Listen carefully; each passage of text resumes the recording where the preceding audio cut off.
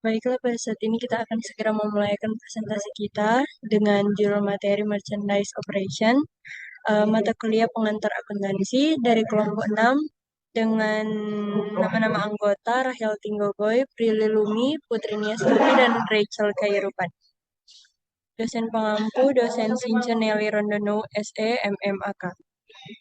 Kita akan segera masuk pada materi yang pertama.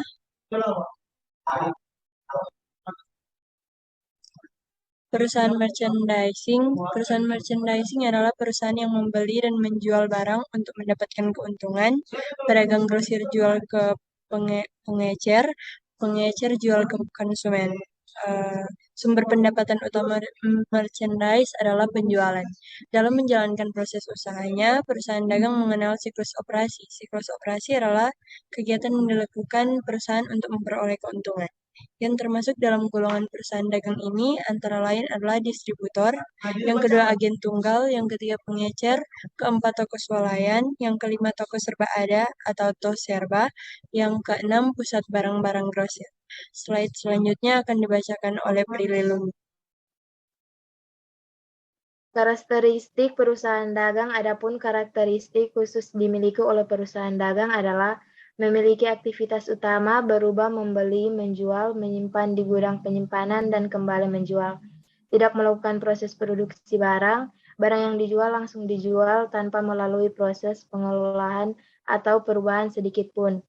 Jenis-jenis perusahaan dagang secara garis besar, perusahaan dagang dibagi menjadi dua jenis, yaitu satu, berdasarkan produk diperdayakan, perusahaan dagang barang diproduksi, perusahaan yang memperdagangkan produk berupa bahan baku dalam kurung raw material sebagai bahan dasar pembuatan produk atau alat-alat produksi untuk menghasilkan produk lain.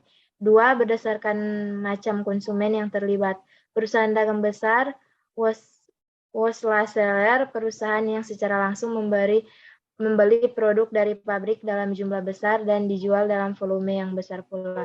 Selanjutnya akan dilanjutkan oleh Putri Niastuti.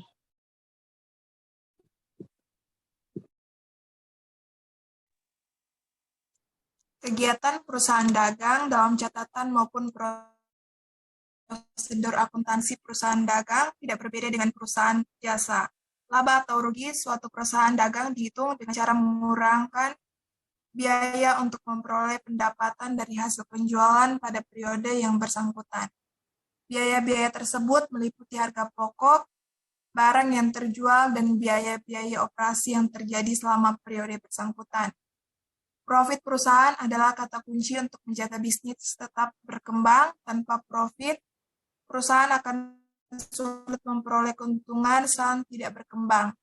Ketika perusahaan dagang mengalami hal ini, maka perusahaan akan kalah bersaing dengan perusahaan lain dan bisa membuat perusahaan gulung tikar.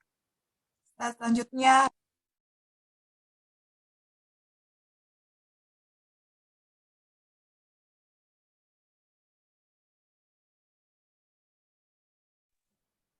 pencatatan persediaan barang atau inventory control di bidang akuntansi dibedakan menjadi dua, yaitu metode persediaan periodik, metode persediaan perpetual.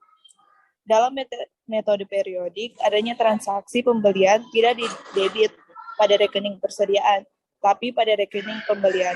Begitu pula dengan transaksi penjualan, tidak dikredit pada rekening persediaan, tapi pada rekening penjualan. Sedangkan pada metode perpetual, baik jumlah penjualan maupun harga pokok, penjualan akan dicatat di setiap barang yang dijual. Dengan cara ini, catatan akuntansi akan secara terus-menerus memperlihatkan jumlah persediaan yang ada.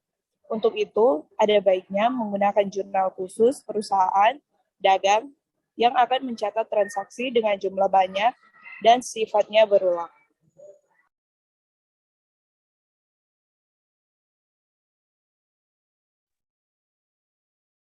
Baiklah, presentasi kita sudah selesai. Kiranya materi yang sudah kita presentasikan bisa bermanfaat buat kita semua. Sekian dan terima kasih.